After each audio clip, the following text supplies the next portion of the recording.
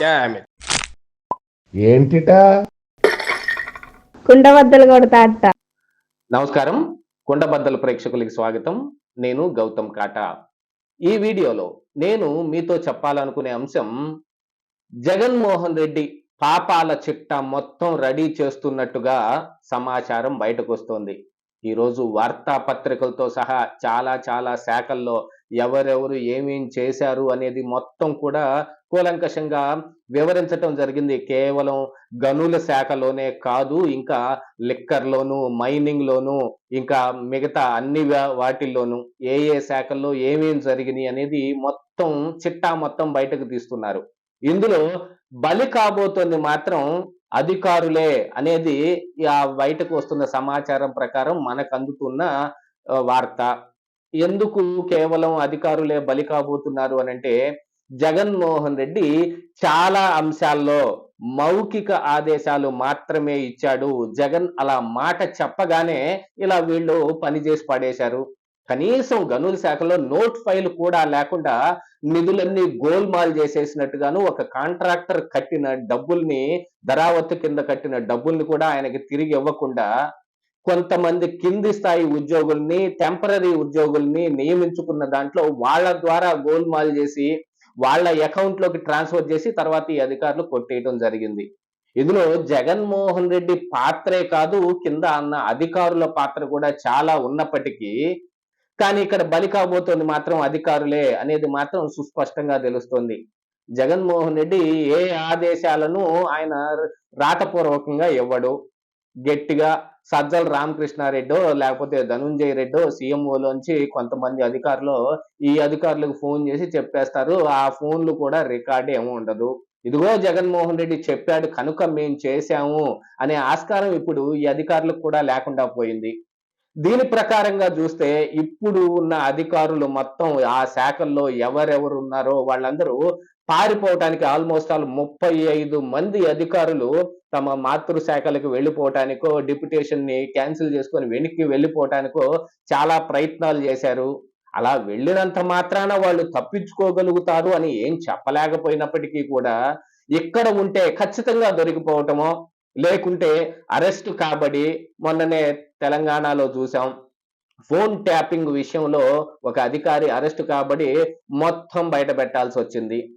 అలాగనే వీళ్ళను కూడా అరెస్ట్ చేసి ఇంకా ఏమి పద్దులన్నీ బయటకు తీయాల్సి ఉందో చూడాల్సిన అంశమే అయినప్పటికీ, రానున్న సర్కారు మాత్రం జగన్మోహన్ రెడ్డిని ఇలాగనే వదిలిపెట్టే అంశంలో వాళ్ళేమి నిర్ణయం తీసుకున్నట్టుగా ఏం కనిపించటం లేదు. ఖచ్చితంగా జగన్మోహన్ రెడ్డిని జైలుకు పంపించాల్సిందే అనే ఒక అంబిషన్ వాళ్ళకు ఉన్నట్టుగానే కనిపిస్తా ఉంది. ఆల్మోస్ట్ ఆల్ ఈ 5 సంవత్సరాల్లో ఈ విపక్ష నాయకులుగా ఉన్న ఈ చంద్రబాబు నాయుడు మీద గాని, జనసేన పవన్ కళ్యాణ్ మీద గాని జరిగిన దాడులు మరి ఎవరి మీద జరగలేదు. వాళ్ళకంటే ఎక్కువగా మీడియా కూడా ఈ జగన్మోహన్ రెడ్డి తీసుకున్న అవినీతి కార్యక్రమాలను గాని, తప్పుడు నిర్ణయాలను గాని ఎత్తి చూపించే విషయంలో వాళ్ళు కూడా పెద్ద పాత్ర పోషించారు. విపక్షాలకు మించిన పాత్ర పోషించటం జరిగింది. అలాంటి వాళ్ళను కూడా వేధించడానికి ఎన్నో కేసులు పెట్టారు. ఆ పేపర్లు, టీవీలు బ్యాన్ చేయటం జరిగింది. మాలాంటి యూట్యూబర్స్ మీద దాడులు జరిగాయి. ఎంతో మందిని సిఐడి వాళ్ళు వచ్చి అరెస్ట్ చేసి వాళ్ళు కోర్టులో ప్రొడ్యూస్ చేస్తే 41A నోటీస్ ఇచ్చి వాళ్ళని విచారించే దానికి అరెస్ట్ అవసరం లేదు అని కోర్టు కూడా చెప్పింది. ఇలాంటివి ఎన్నో జరిగిన తరువాత కూడా ఇంకా జగన్మోహన్ రెడ్డి మీద ఉన్న ఈ అవినీతి మొత్తాన్ని బయట పెట్టడంలో ఎవ్వరు ఏ ఒక్కరు వెనకడుగు వేయలేదనేది మాత్రం నిజం.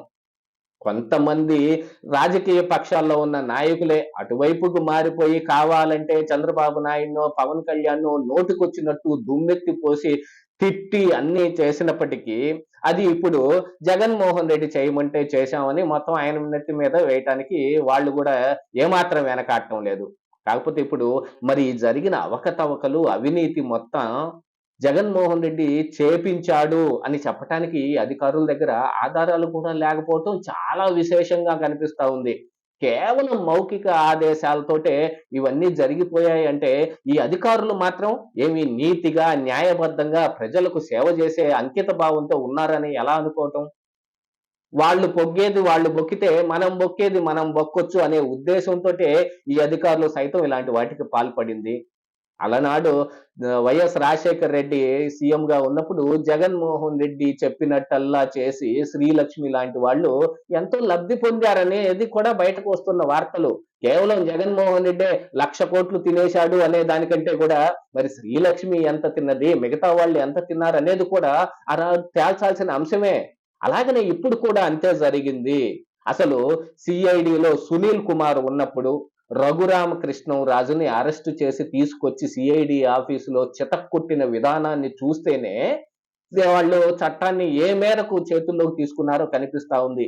ఇక్కడ కేవలం జగన్మోహన్ రెడ్డి యొక్క కక్షాపూరితమైన ఇదే కాకుండా సునీల్ కుమార్ కూడా ఏదో పర్సనల్ కక్షలు ఉన్నాయి రఘురామకృష్ణంరాజు మీద అనేది కూడా వార్తలు బయటకు వచ్చాయి. ఎందుకంటే వాళ్ళ ఇంట్లో వాళ్ళ ఆవిడ చేసిన ఒక చిన్న గోలని రఘురామకృష్ణంరాజు గారే టీవీల ద్వారా బయట పెట్టించారు అనే పర్సనల్ గ్లెడ్జ్ కూడా సునీల్ కుమార్ కు ఉంది అనేది కూడా రఘురామకృష్ణంరాజు ఫాలోవర్స్ కొంతమంది ఆరోపిస్తూ ఉన్నారు. కొంతమంది ఫోన్లు కూడా చేసి చెబుతూ ఉన్నారు. మరి ఇలాంటిది రఘురామకృష్ణంరాజు లాంటి పెద్ద ఎంపీగా ఉన్న వ్యక్తిని ఈ రకంగా చేశారంటే మరి చిన్నవాళ్ల పరిస్థితి చూడండి ఇంకెలా ఉంటుంది అనేది. ఈరోజు గనుల శాఖలో జరిగింది బయటకు పెట్టారు. ఇది వార్తాపత్రికల్లో వచ్చింది, మీడియాలో కూడా బాగా హల్చల్ చేస్తా ఉంది. కానీ రావాల్సింది ఇంకా ఎన్నున్నాయి? దేశం మొత్తంలోనే అతి పెద్ద లిక్కర్ స్కామ్ యాడ జరిగిందయా అంటే అది కేవలం ఆంధ్రప్రదేశ్ రాష్ట్రంలోనే జరిగింది అనేది అందరికీ బాగా తెలిసిందే. ఎన్నికల ముందు కూటమికి జనసేన పవన్ కళ్యాణ్, టీడీపీ చంద్రబాబు నాయుడు కలిశారు. అప్పటికి ఇంకా బీజేపీ కలవలేదు కూడా. అయినప్పటికీ కూడా పురంధరేశ్వరి ఇక్కడ హెక్టిక్ గా జగన్మోహన్ రెడ్డి మీద చాలా ఆరోపణలు చేయటం జరిగింది. సంవత్సరానికి 50,000 కోట్ల రూపాయలు మద్యం నుంచి జగన్మోహన్ రెడ్డి జేబులోకి వెళ్తూ ఉన్నాయి.